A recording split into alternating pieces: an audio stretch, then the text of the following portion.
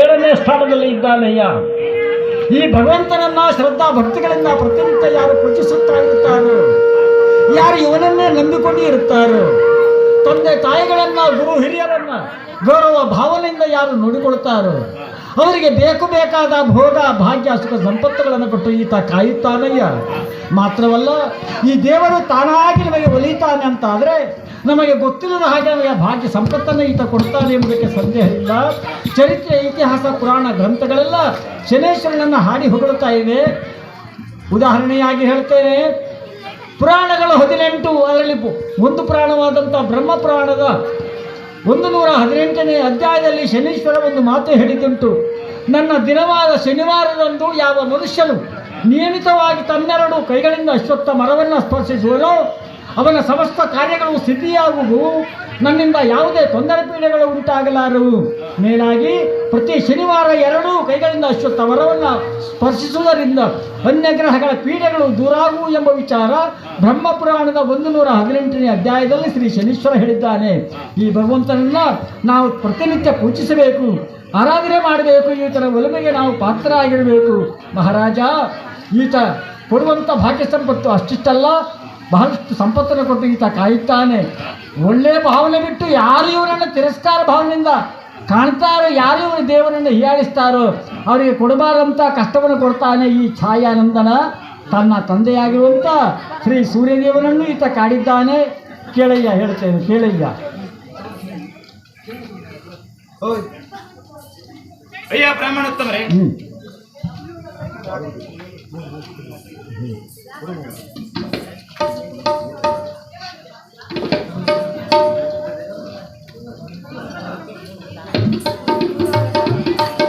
ಬ್ರಾಹ್ಮಣೋತ್ತಮರೇ, 9ನೇ ಗ್ರಹದ ಶನಿ ಪರಮಾತ್ಮನ ಮಹಿಮೆಯನ್ನು ಕೇಳಿ ನನ್ನ ಮನಸ್ಸಿಗೆ ಬಹಳ ಅತ್ಯಂತ ಆನಂದವಾಗಿದೆ.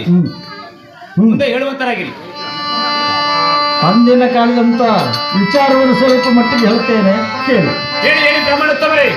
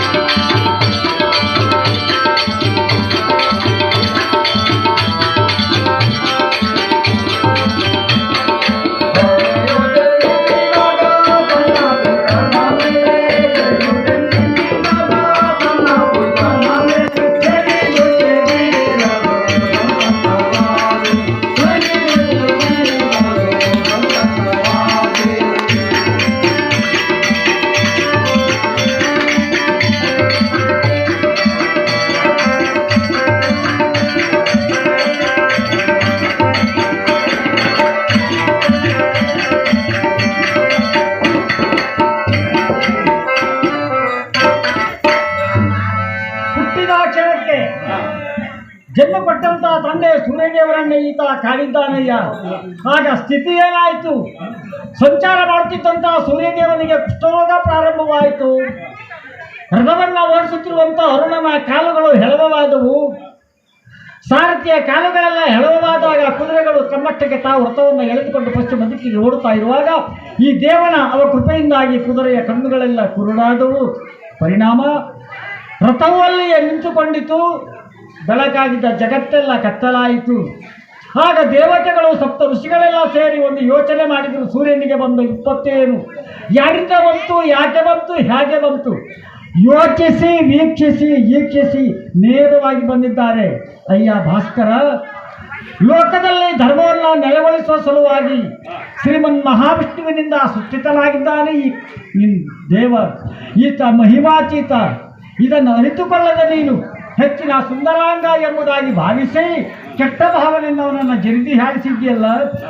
ಆ ಪರಿಣಾಮದಿಂದಲೇ ನಿನಗೆ ಕಷ್ಟ ಬಂದದ್ದು. ಕೇಳವನಲ್ಲಿ ಕ್ಷಮೆಯಲ್ಲ. ಮುಂದೆ ನಿನಗೆ ಒಳ್ಳೆಯದಾಗ್ತದೆ ಹೇಳಿ ತಮ್ಮ ಸ್ಥಳವನ್ನು ಸೇರ್ತಾರೆ ಸಪ್ತ ಋಷಿಗಳು ಮತ್ತು ದೇವತೆಗಳು.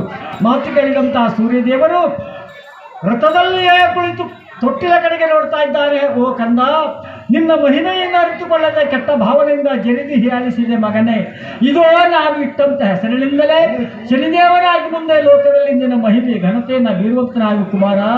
ಇದೋ ನೋಡು ನಮ್ಮ ಅವಸ್ಥೆಯನ್ನು ಅನುಗ್ರಹಿಸು ನಿನ್ನ ಕೃಪೆಯನ್ನು ಎನ್ನುವಾಗ ತಂದೆಯ ದೀನ ನುಡಿಗಳನ್ನು ಕೇಳಿದಂಥ ಹಸುಕಂದ ಶನಿದೇವ ಬಿಟ್ಟಂತಾಗೆಲ್ಲ ಕ್ರೂರ ದೃಷ್ಟಿಗಳನ್ನು ಪುನಃ ತನ್ನ ಕಡೆಗೆ ಬರಸೇರಿಸಿಕೊಳ್ಳುವಾಗ ಸೂರ್ಯನಿಗೆ ಒದಗಿದಂಥ ಕುಷ್ಠರೋಗವು ಮಾಯವಾಗಿ ಆರೋಗ್ಯ ಹೊಂದಿದರು ಸೂರ್ಯದೇವರು.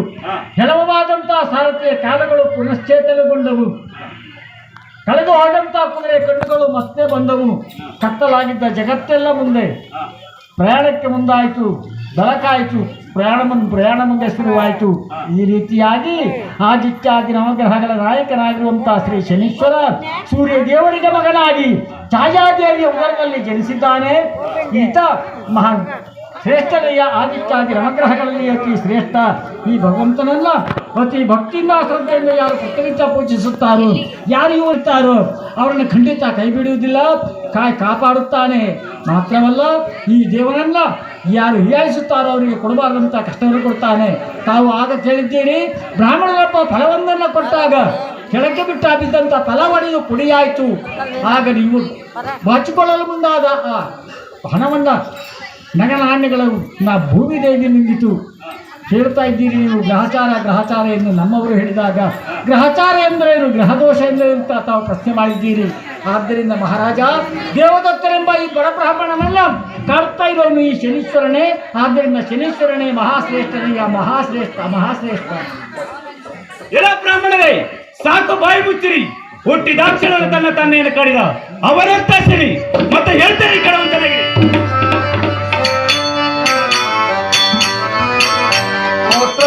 ಪುತ್ರನೇ ಅವನಲ್ಲ ಪುತ್ರನಿಲ್ಲ, ಪುತ್ರನೇ ಅವನಲ್ಲ ಪುತ್ರನಿಲ್ಲ, ಪುತ್ರನಲ್ಲವನು ಮದಿ ನಾನೆಲ್ಲ, ಪುತ್ರನಲ್ಲವನು ಮದಿ ನಾನೆಲ್ಲ, ತನ್ನ ಪೀಡಿಸುವ ಅಧಿಕಾರನೆಲ್ಲ,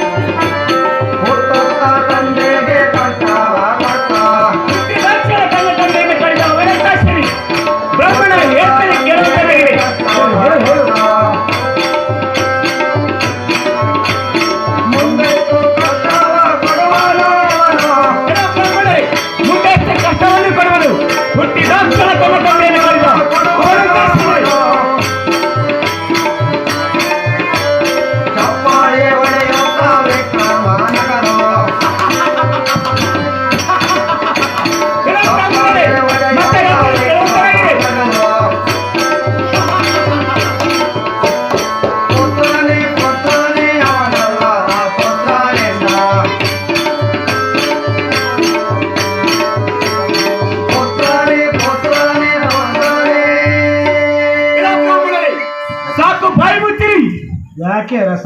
ಆ ಶನಿ ಪರಮಾತ್ಮನ ಮಹಿಮೆಯನ್ನು ನನ್ನ ರಾಜಸ್ಥಾನದಲ್ಲಿ ಹೇಳಬೇಡಿ. ಹುಟ್ಟಿದಾಕ್ಷಣ ತನ್ನ ತಂದೆಯನ್ನು ಕಡಿದ ಅವನಂತ ಶನಿ, ಕಪ್ಪು ಶನಿ, ಕೋರಂಬಿಷ್ಟವಳ ಶನಿ ಎಂಬುದಾಗಿ ಹೇಳ್ತಿದ್ದಲ್ಲ. ಶಾಂತಂ ಪಾಪಂ ಬ್ರಾಹ್ಮಣರೇ, ಸಾಕು ಬಾಯಿ ಮುಚ್ಚಿರಿ. ಆತನ ಸುದ್ದಿಯನ್ನು ನನ್ನ ರಾಜಸ್ಥಾನದಲ್ಲಿ ಹೇಳಬಿಡಿ. ಸಾಕು ಬಾಯಿ ಮುಚ್ಚಿರಿ. ಅರಸ, ಶನೇಶ್ವರ ಸಾಮಾನ್ಯದವನೆಂದು ತಿಳಿಯಬೇಡ. ಚಪ್ಪಾಳೆ ತಟ್ಟುತ್ತಾ ಹಾಗೈಸಿ ನಗುತ್ತಾ ಶನೇಶ್ವರನನ್ನು ಹೀಯಾಳಿಸುತ್ತಾ ಬ್ರಾಹ್ಮಣರಾಗಿರುವ ನಮ್ಮನ್ನ ಗದರಿಸುತ್ತಾ ಈ ತುಂಬಿದ ಸಭೆಯಲ್ಲಿ ತಾವು ದರ್ಪದಿಂದ ಮಾತನಾಡ್ತಾ ಇದ್ದೀರಿ. ಸ್ವಾಮಿ ಶನೇಶ್ವರ ಸಾಮಾನ್ಯದವನಲ್ಲ. ಅವನನ್ನು ಹೀಯಾಳಿಸಿ ಬದುಕಿ ಸುಖದಿಂದ ಬಟ್ಟೆ ಕಟ್ಟಿದವರು ಯಾವ ಚರಿತ್ರೆ, ಇತಿಹಾಸ, ಪುರಾಣ ಗ್ರಂಥಗಳಲ್ಲೂ ಇಲ್ಲ. ಅದೇ ಶನೇಶ್ವರನನ್ನು ನಂಬಿ ಉದ್ಧಾರವಾದವರು, ಉದ್ಧಾರವಾಗಿ ಹೋದವರು ಬಹಳಷ್ಟು ಜನ ಇದ್ದಾರೆ. ಮಹಾರಾಜ, ನೀವು ಆಡಿದ ಮಾತುಗಳನ್ನು ಕೇಳುತ್ತಾ ಇದ್ರೆ ಅದೇನದು ಆಕಾಶದಲ್ಲಿ ಗುಡುಗು ಸಿಡಿಲು ಮಿಂಚು ಆರಂಭವಾದ ಹಾಗೆ ಕಾಣ್ತಾ ಇದೆ. ಶನೇಶ್ವರನು ಇತ್ತಲೇ ಬರುವಂತಿದೆ. ದಯವಿಟ್ಟು ಶನೇಶ್ವರನಿಗೆ ಕ್ಷಮೆ ಕೇಳು ಮಹಾರಾಜ, ಕ್ಷಮೆ ಕೇಳು. ಬ್ರಾಹ್ಮಣರೇ, ಸಾಕು ಬಾಯಿ ಮುಚ್ಚಿರಿ. ಅವನಂತ ಸರಿ, ಅವನು ಯಾವ ರಾಜ್ಯವನ್ನು ಆಳುತ್ತಾರೆ ಬರಲಿ, ನಾನು ನೋಡಿಕೊಳ್ಳುತ್ತೇನೆ. ಸಾಕು ಬಾಯಿ ಮುಚ್ಚಿರಿ ಬ್ರಾಹ್ಮಣತ್ತವರೇ.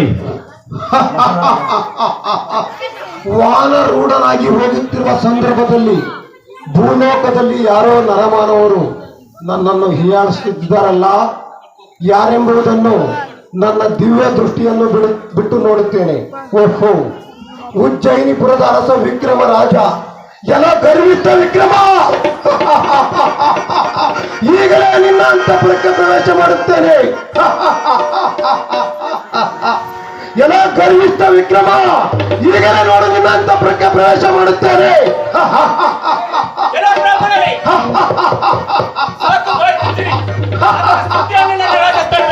ಗರ್ವಿಷ್ಠ ವಿಕ್ರಮ, ಅಂತಃಪುರಕ್ಕೆ ಈಗಲೇ ಪ್ರವೇಶ ಮಾಡುತ್ತೇನೆ ನೋಡು. ಸಾಕು ಬಾಯಿ ಮುಚ್ಚಿರಿ.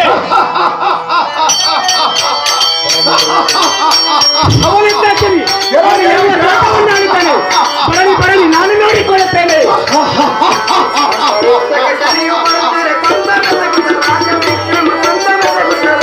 ಬರ್ತಾ ಇದ್ದೇನೆ ನೋಡು,